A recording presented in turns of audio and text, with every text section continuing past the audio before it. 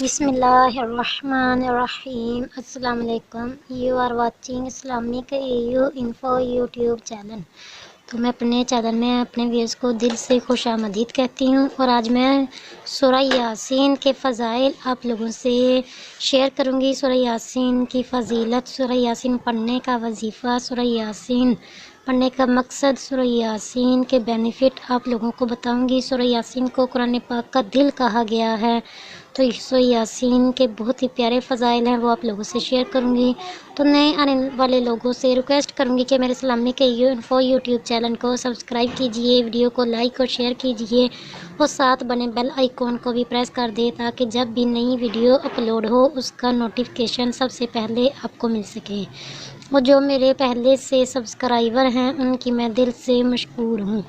تو آج میں سورہ یاسین کا وظیفہ آپ لوگوں سے شیئر کروں گی۔ سورہ یاسین پڑھنے کے فضائل: جو جمعہ کے روز والدین کی قبر کے پاس جا کر، والد یا والدہ محترمہ جو بھی آپ کا وفات پا چکا ہو، ان کی قبر کے پاس جا کر سورہ یاسین کی تلاوت کرے گا، ان کے حروف کی تعداد کے برابر گناہ بخش دیے جائیں گے۔ دیکھیے کتنی پیاری فضیلت ہے سورہ یاسین کی جمعہ کے روز پڑھنے کی۔ ویسے اگر ڈیلی آپ پڑھو گے، روایتوں میں آتا ہے، علماء کرام کا فرمان ہے کہ جو ڈیلی سورہ یاسین کی تلاوت کرے گا اس کی 100 حاجات پوری ہوں گی، دن بھر کی اس کی 100 حاجات پوری ہوں گی۔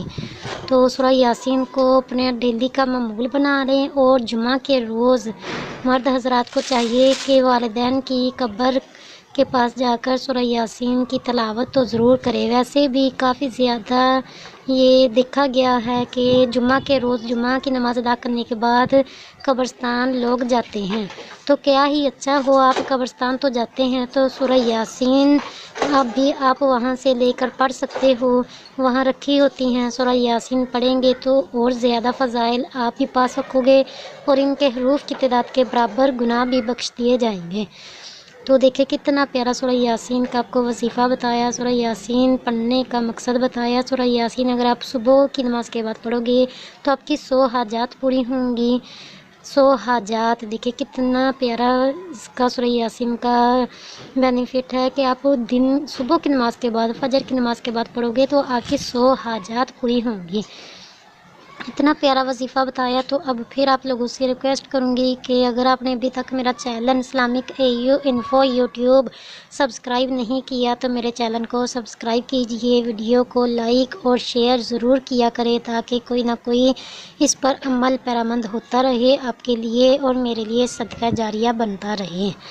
ویڈیو اپلوڈ کرنے کا مقصد یہی ہوتا ہے کہ کوئی نہ کوئی اس سے فائدہ اٹھا سکے۔ تو دعاؤں میں یاد رکھیے گا، اپنا بہت زیادہ خیال رکھیے گا۔ اللہ حافظ۔